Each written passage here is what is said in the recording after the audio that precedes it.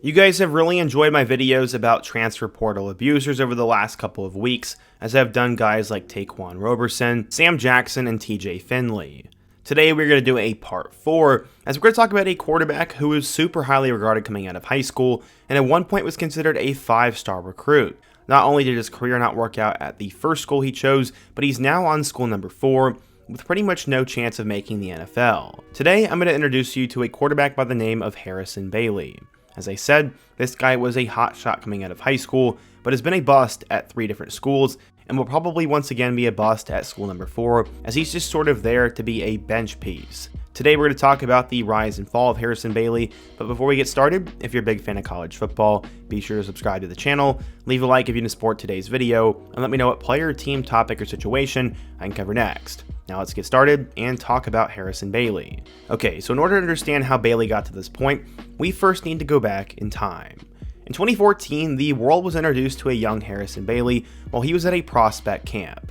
He was shredding defenses so well that Cam Newton sought him out after the camp so he could get to know him. Cam Newton would ask Harrison Bailey in disbelief, quote, "So you're the 8th grader that everyone has been talking about."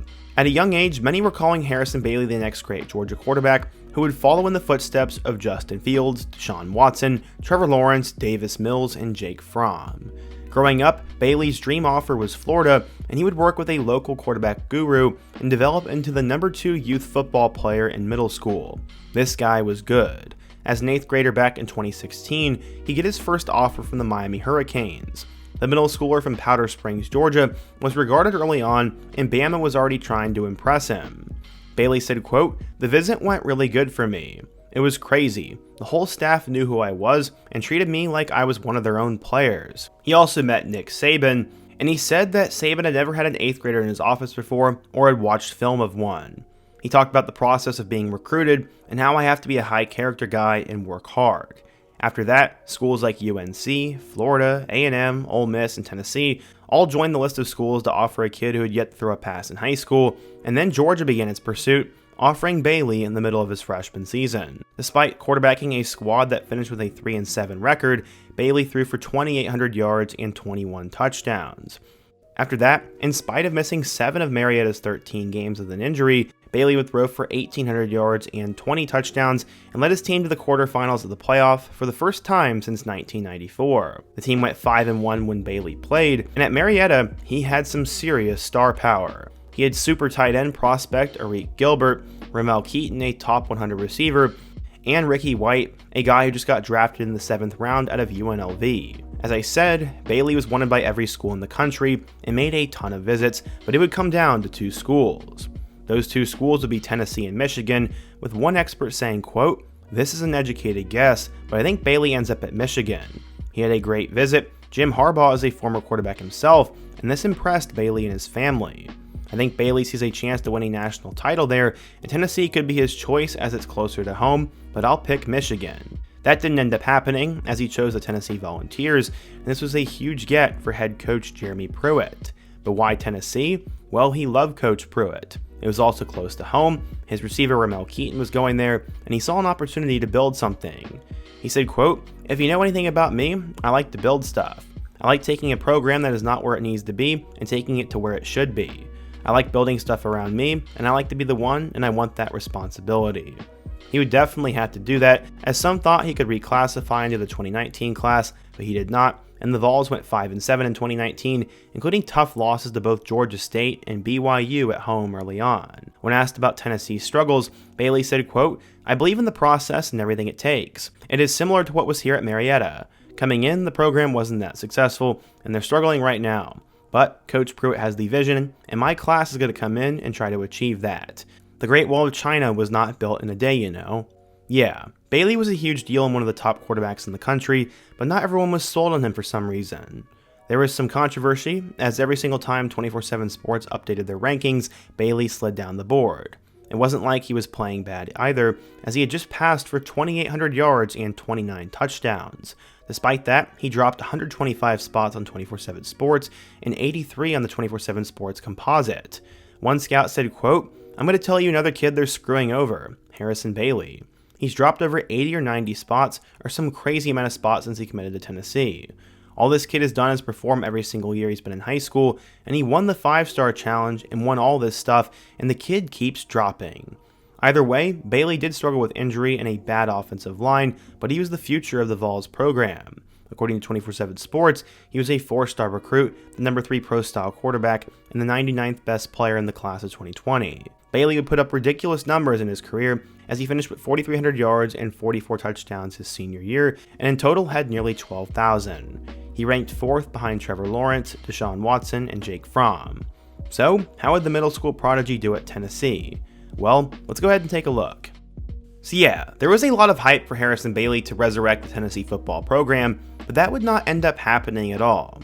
In fact, it was quite the opposite, and he sort of came in and out of Rocky Top unnoticed and never really did anything. In 2020, he'd end up being the backup quarterback as he'd be stuck behind Jarrett Garantano and Brian Maurer. Bailey would end up appearing in 6 total games, throwing for about 578 yards with 4 touchdowns and 2 picks. His most notable moment came against Florida, as he started that game and only had 100 yards and 1 touchdown. His best performance was against Vanderbilt, throwing for 2 touchdowns and 200 yards in that one, but Bailey I guess just didn't show enough, as he just really wasn't a factor there. Everybody wanted him to start, but things would not get any better back in 2021. Josh Heupel would then come in by way of UCF, and he brought with him both Joe Milton and Hendon Hooker. Bailey was once again stuck on the bench, and with Tennessee getting a lot better in 2021, Bailey just fell through the cracks. He played in 1 game, completing 3 passes and running for a touchdown against Tennessee Tech. Through 2 years now, he had played in 7 games, completing 51 of 75 passes for 578 yards, 4 touchdowns, and 2 interceptions. After a short-lived 2-year career in Rocky Top, he would decide to transfer. He would then go down a level as he decided to choose UNLV over the likes of Iowa, Georgia Tech, and Arizona. I'm honestly not quite sure why he chose to go to UNLV, as this seemed to be a disaster, but I guess he just wasn't that good, because while he thought he could start day 1, things would once again not go according to plan. Despite being highly touted, Bailey ended up being 3rd on the depth chart behind quarterback Doug Broomfield and Cameron Friel. Bailey would only appear in 5 games, with his most action coming against Nevada. In that game, he went 16 of 27 for 209 yards with 2 touchdowns and 1 interception. Now, through 3 years, Bailey had still not really done anything. With Broomfield returning in 2023 and then bringing in Jaden Mayava, UNLV honestly no longer needed Harrison Bailey. His former high school teammate Ricky White also ended up at UNLV, and he blew up at the Runnin' Rebels, but Bailey couldn't catch a break. Luckily, he got another Power 5 opportunity as he would decide to transfer over to Louisville. Going back to the Power 4 level would come at a cost for Harrison though, as he would actually have to become a preferred walk-on for the Cardinals instead of being put on scholarship. First-year head coach Jeff Brom had one of the weirdest quarterback rooms in the country, as they would end up grabbing Jack Plummer and Brady Allen, both from Purdue formerly, then getting Pierce Clarkson, former Auburn quarterback Joey Gatewood, and then eventually Harrison Bailey. Obviously things were really weird, and he would not get a chance to see the field at all in 2023. And he would get a chance to see the field a little bit as he'd play in 1 game in 2023 in that opener against Murray State. In that game, Bailey went 3 of 5 for 51 yards and a touchdown. After once again not playing at all, he would decide to return for the 2024 season, and he'd once again be a depth piece. This time they brought in Tyler Shuck from Texas Tech, so Bailey was once again on the bench, at least for most of the season. He would appear in 2 regular season games against both Jacksonville State and Austin Peay, and he'd go 8 of 8 for about 50 yards. He didn't do anything. But after waiting a long time, Bailey would finally get a chance to start at the Power 5 level again, and it would come in their bowl game against Washington. The Cardinals had a good season, and they would play in the Sun Bowl, and Bailey had a really good performance. In this game against the Huskies, he went 16 of 25 for 164 yards and 3 touchdowns. He led them to a 1-point win over Washington, and this was great. Bailey had waited years for an opportunity like this, and for a guy who was a walk-on and had been through so much, this was just an awesome performance. But with Miller Moss coming in from USC, it looked like it was time for him to go on the move again. This will now be his 4th school, and Harrison Bailey decided to commit to Florida.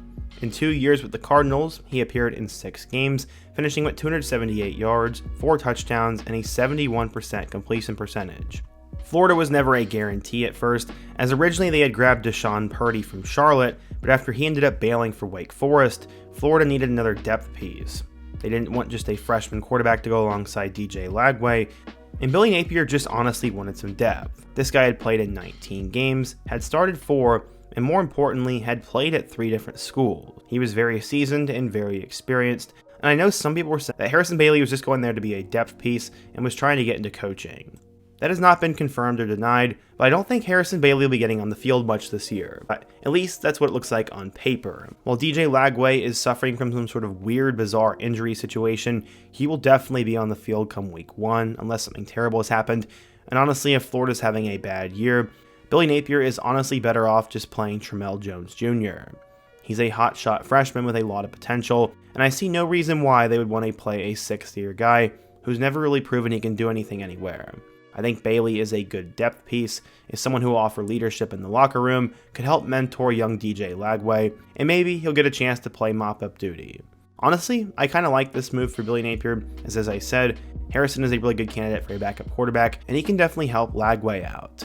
But this situation is unfortunate. Harrison Bailey was one of the first videos I made on the channel back in 2020, and it did really well, so I've always followed this guy's career, and I thought he's going to be really good. This guy was absolutely legendary, being up there with guys like Trevor Lawrence and Deshaun Watson coming out of high school, but he just couldn't put it all together. I have 3 reasons why I think Harrison Bailey ended up falling apart, as the first one was just bad luck. I think he got stuck in a lot of bad situations, and that coaching change after the 2020 season really hurt him. If Josh Heupel didn't come in, and that means Harrison Bailey is likely the guy for Jeremy Pruitt. Secondly, it really seems that instability hurts a player's career, and bouncing around and having so much change I think affected his development and growth, and then just never having a clear-cut opportunity also I think harmed his confidence. Third, I do think he might have been a little bit overrated coming out of high school. In retrospect, he had some unbelievable weapons on his team, and may have been bailed out by a really good offense that perfectly fit him. I think it's a mix of all 3, as he might have been slightly overrated or unprepared coming out of high school, was put into a bad situation at Tennessee with the coaching staffs, and then all that instability kind of fried his confidence and kind of just left him behind. But what do you guys think? If you're a fan of Harrison Bailey or any of these schools, why did he not work out? And who's another player who has abused the portal by going to 3 or more schools? Be sure to let me know down below, leave a like if you didn't support today's video, subscribe if you're new, and check out one of the videos on the end screen. Hope to see you guys again soon, but until next time, peace.